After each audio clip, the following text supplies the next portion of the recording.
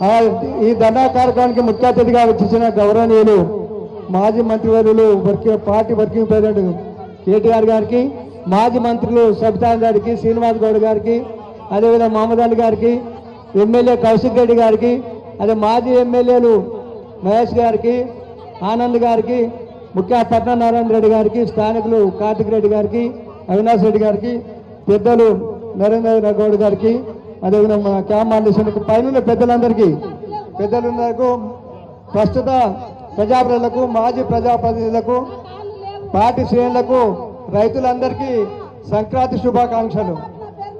ముఖ్యంగా ఈరోజు పేపర్లో చూసిన అధ్యక్షుల భూమి ఉన్నది, ఈసారి తనుకోమంటే ఆసారి తనుకోమంటాడు, ఆసారి తనుకోమంటే ఈసారి తనుకోతాడు. మమ్మల్ని ఎంతగానో దింపుతారు. రోడ్డు లేదు మా ఊరికి. ఏం పేరు నీ పేరు? నా పేరు దక్కన్ రత్నమ్మ. రత్నమ్మ, ఇప్పుడు తెచ్చుకున్నా 5,000 తెచ్చుకుంటే మాదిగాంగా ఉన్నమాట చెప్తా. 5,000 మాపి అయినాయి, మళ్ళా తెచ్చుకున్న లోన్. అబద్ధం ఎందుకు, నిజం చెప్తా. తెచ్చుకున్నావు, ఏం చేసి కాదు. ఇప్పుడు మా ఊరికి బస్సు లేదు, మేము ముసలాళ్ళము. అన్న కింద గేరొచ్చి పడి వస్తాము. మా ఊరికి బస్సు అన్నది వస్తుంది. అట్లా కాదు, నరసింహసుడు మా వదిన తెస్తే బస్సు లేకుండే, బస్సులు అయినాయి, అన్ని అయినాయి. ఒక నిమిషం ఇక్కడ నాకు ప్రింటింగ్ చేయాలి. ఆగా ఒక నిమిషం ఆగు. ఇప్పుడు నువ్వు ముసల్దాను అని అన్నోడు ఎవడు అసలు అంటున్నారు? ఎవడన్నాడు అసలు నేను అట్లా ముసల్దాను అని? అంటే మన అసలే కాదు, నువ్వు ఊరగాలంతా పట్నం అంట. మా అమ్మ చెప్పిన బుద్ధి ఇది నాకు. ఏం చెప్పింది మీ అమ్మ? ఓపుకున్నానికి ఊరగాలంతా పట్నం అంట. ఓర్పు ఉన్నోనికి. కానీ వాడు మార్పు అని వచ్చాయి కదా. మరి మా ఊరికి బస్సు రావాలి, లేకుంటే ఓటేసారు. ఎవరికేవు అట్లా కాదు, ఎవరికే ఓటు. మరి మార్పు అని వచ్చాయి కదా. వాడు కేసీఆర్ సార్ కేసీఆర్ తర్వాత రైట్. జై తెలంగాణ. కూసో అన్నదమ్ముల పంచాయతీలు ఏం చెప్తాం రా? కూసో, నువ్వు కూర్చో. రత్తమ్మ కూర్చో.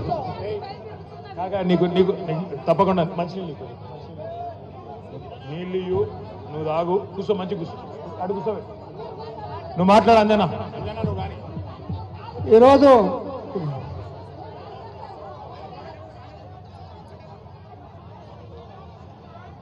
ఈరోజు పేపర్లో నేను ముఖ్యమంత్రి గారి స్టేట్మెంట్ చూసిన.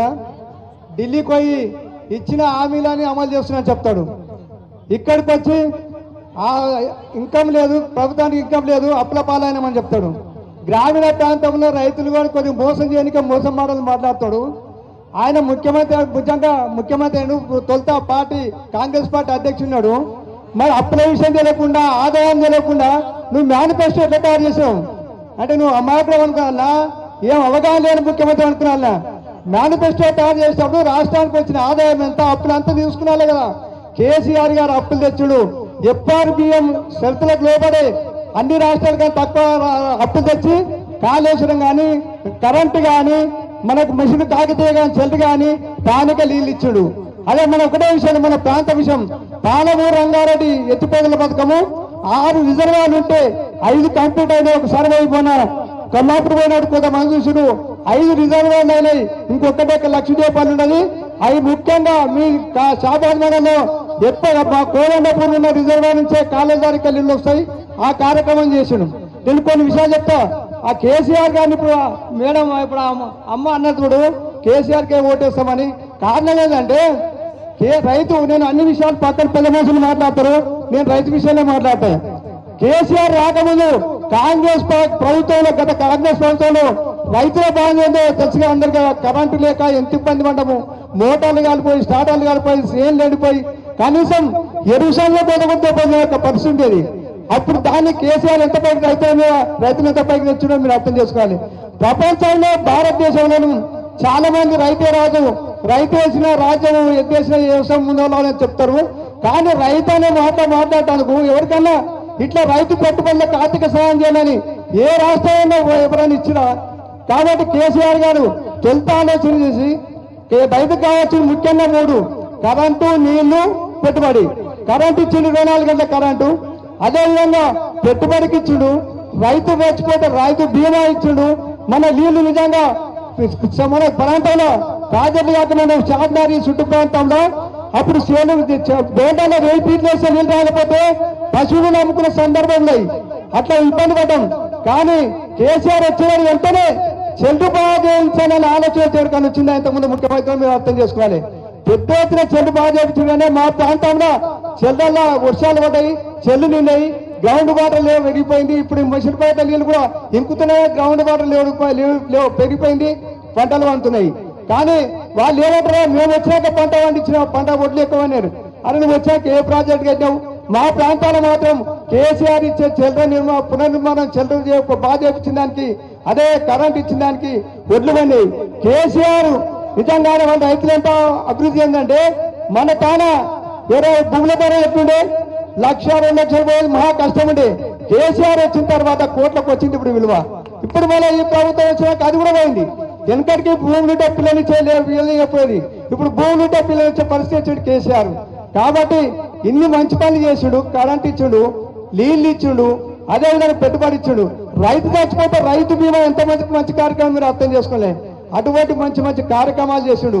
కానీ ఇప్పుడు వచ్చే ముఖ్యమంత్రి ఏదైనా వచ్చిన కేసీఆర్ గారిని ఎక్కిస్తా అని రైతు భరోసా అంటే రైతు బంధు అనేది మన భరోసా అంటున్నాం. ఎకరాకు పంటకు 7,000, 15,000 ఇస్తాడు. ఇప్పుడు తగ్గించాడు, 12,000 చేసాడు. మరి ఇస్తాడో ఇవ్వడో అది కూడా తెలియదు. ఇంకెన్ని కొర్రీలు పెడతాడో అడుగు. సాగు భూమి అంటే ఎన్నో రకాలు అంటున్నాం. అదేవిధంగా ఏమో రైతు అది రైతు భరోసా అన్నాడు. ఇప్పుడు భరోసా ఎంత వస్తుందో తెలియదు.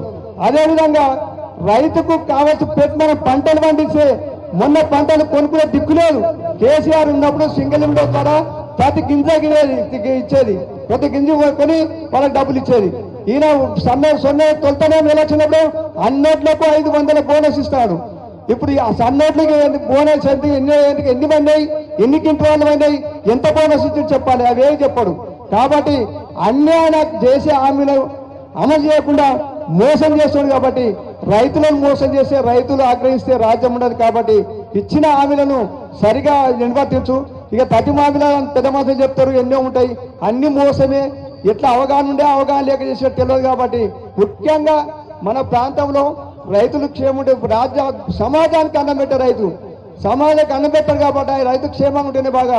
నువ్వు ఎన్ని హామీలుగా ముఖ్యంగా రైతులకు ఇచ్చేది తప్పకుండా అమలు చేయాలని డిమాండ్ చేస్తూ ఇచ్చిన అవకాశానికి ధన్యవాదాలు సెలవు తీసుకున్నాను. అందరికీ నమస్కారం.